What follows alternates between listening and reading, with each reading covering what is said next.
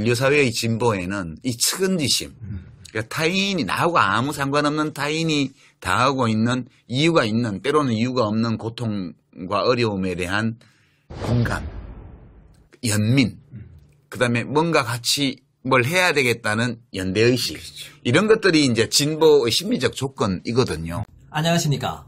토론 배틀TV의 자유영혼 논객 인사드립니다. 얼마 전에 올린 영상에 다음과 같은 내용이 있었고 일부 논란이 되었습니다. 함께 보시죠.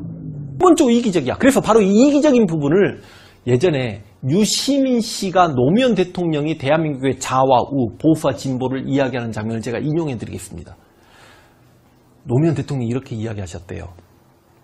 겨울에 버스를 타고 버스가 가는데 버스가 10,000원 버스야.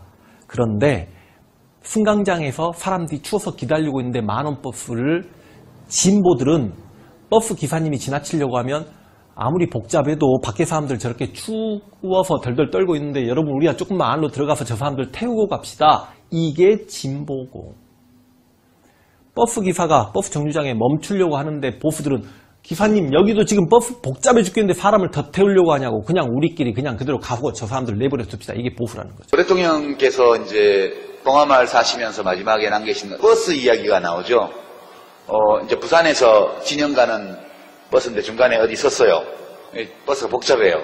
그러니까 이제 사람들이 야, 운전사 양반 그만 태워서 비잡다, 이제 경상도 말로 비잡다 그만 태워서 이러면 이거 보수예요. 안으로 좀 들어가 봅시다. 같이 타고 가게. 이렇게 말하면 이게 진보래요. 그게 이제 노무현 대통령의 보수 진보 분류법이었어요. 그 차이가 뭘까요? 저는 그것이 타인의 고통, 타인의 아픔, 다른 사람의 소망에 감응하는 능력의 차이라고 봐요. 그 감응 능력이 적은 사람이 보수가 돼요. 그 감응을 잘하는 사람이 진보적이에요. 그러니까 보수 진보는 무슨 노동자 계급이라서 진보가 되는 게 아니에요. 제 생각에는 노동자 계급에 속해도 타인의 고통에 감응할지 모르면 자기 임금 올리는 데만 관심이 있는 거예요. 자기는 강남에 사는 뭐 몇백억 부자지만 다른 사람의 고통에 너무 마음이 아픈 사람은 희망버스를 타고 한진중공업으로 가는 거예요. 분명히 노무현 대통령님께서는 버스 비유와 관련하여 보수주의자분들의 이기심을 지적하고 계십니다. 그런데 이 부분과 관련하여 우려의 시선이 많았습니다. 지나친 보수에 대한 폄하의 말이 아닌가 하는 우려의 시선이었습니다. 이는 분명 전달에 왜곡이 생긴 결과다. 단서를 달아서 정확한 그의 요지를 전달받을 수 있게 조치를 취해달라 라는 답글을 심심치 않게 확인할 수 있었습니다. 그런데 사실 강연의 전체 내용을 보아도 버스 관련 비유에 관해서는 분명 보수주의자분들의 이기심을 지적하고 계신 것이 사실관계에 맞습니다. 그렇다면 우리의 기대와 다르게 노무현 대통령님과 유시민님은 일방적으로 진보는 좋은 것, 보수는 나쁜 것이라는 단순한 도식으로 세상을 보고 계셨던 것일까요? 저는 결코 아니라고 생각합니다. 보수주의자들의 행동의 동기가 이기심에 있다고 해서 그것을 무조건 악으로 규정할 수는 없는 문제이기 때문입니다. 나에게 소중한 무언가를 지키기 위해서 이기심을 발휘하는 것을 무조건적인 잘못이라 얘기할 수는 결코 없는 문제입니다. 그리고 어떤 사람이 나에게 소중한 무언가를 지키는 과정에서 이타심을 발휘하지 않았다고 해서 그 사람이 타인에 대한 감응 능력이 떨어진다 라고 결론 지을 수도 없는 문제입니다. 타인에 대한 감응도 충분히 가능하고 입장 이해도 가능하지만 충족의 우선순위를 정하는 과정에서 일단 스스로 지켜야 할 권리가 앞서는 상황이라면 우선적으로 자신의 권리를 소중하게 여기는 이기적 동기는 충분히 이해할 수 있는 부분입니다. 나의 권리 충족과 타인의 권리 충족 모두가 중요한 가치이지만 한정된 충족만이 가능해야 할 상황에서 우선시되어야 되는 것은 일단 나의 권리 충족이다 라고 생각하는 것은 지극히 당연한 사고 과정이라고 저는 생각합니다. 노무현 대통령님께서 예시로 드셨던 버스와 관련된 문제도 사실 같은 틀로 묶이는 측면이 있습니다. 한 개인의 입장으로서 남들이 방만하게 준비하는 동안 한 템포 일찍 준비하여 남들보다 일찍 버스 정류장에 도착하여 따뜻한 안쪽 자리를 차지하기 위해 노력한 누군가가 있습니다. 매번 이 버스는 한정된 시간에 도착하고 자리도 한정되어 있다는 사실을 알기에 여러 번 놓쳐도 보고 불편한 상황들을 경험해본 이후로는 미리미리 남들보다 일찍 준비하여 남다른 수고를 들여 따뜻한 안쪽 자리를 차지할 수 있게 되었습니다. 그런데 다른 사람들은 별다른 준비도 없이 자기 할 일 다 하고 자기처럼 노력하지도 않고 버스 출발할 즈음에 와가지고는 미리 준비한 자신과 근접한 권리를 누리려고 한다? 이 부분에 대해서 괘씸하다는 생각을 누구나 할 수 있습니다. 그래서 늦게 와가지고 출발하려는 버스를 가로막고 문을 두드리는 다른 사람들에 대해서 비잡다, 쟤네들은 냅두고 우리 먼저 갑시다, 기사 양반, 이렇게 말할 수도 있는 겁니다. 이게 이기심에 의한 판단 결과냐? 예, 맞습니다. 이기심 맞습니다. 그런데 그 이기심이 꼭 사악한 것입니까? 저는 아니라고 생각합니다. 누구라도 할 수 있는 생각이고 누구라도 이해할 수 있는 자연스러운 감정입니다. 이 자연스러운 감정이 꼭 남의 입장에 대한 감흥을 못해서 벌어진 일일까요?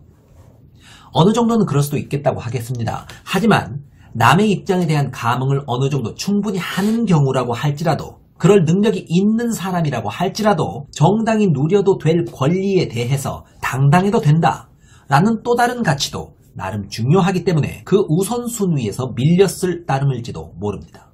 타인에 대한 감흥력도 나름 상당하지만 노력하여 쟁취한 권리에 대해 당당하다 라는 가치에 대한 신념이 더욱 큰 경우라면 노력해서 자리를 선취한 것에 대한 정당한 권리를 주장할 수 있는 선택을 할 수도 있는 문제라는 것이죠. 바로 이 지점에 보수의 가치가 존재한다고 저는 생각합니다. 당당하게 누려도 될 자기 것을 온전히 지켜나가는 것, 이것도 분명 가치 있는 것입니다. 개인적 차원에서 보자면 수신이고, 가족적 차원에서 보자면 재가이며, 국가적 차원에서 보자면 평천하에 해당하죠. 공자님의 수신, 재가, 치국, 평천하에서도 1차적으로는 개인이 자기를 지키고 가꾸는 것이 먼저이고, 그것의 확장 과정에서 가족도 지키고 나라도 지키고 천하를 지키는 이타적 노력이 차후에 이어집니다. 이타적 가치를 놓치고 있는 명언이 결코 아니지만 그래도 그 모든 것의 시작은 자신의 것을 가꾸고 지키는 것, 이게 먼저입니다. 유사한 맥락의 가치들을 좀 더 따져봅시다. 보수주의자분들께서 언제나 강조하시는 국방, 보수의 가치가 될 수 있죠. 안전하게 살아야 할 나의 정당한 권리를 적군이 침해한다면 당연히 내 자신을 위해 스스로를 지켜서 권리를 누려야죠. 이런 취지에서 자나깨나 안보 외칠 수 있는 문제겠죠.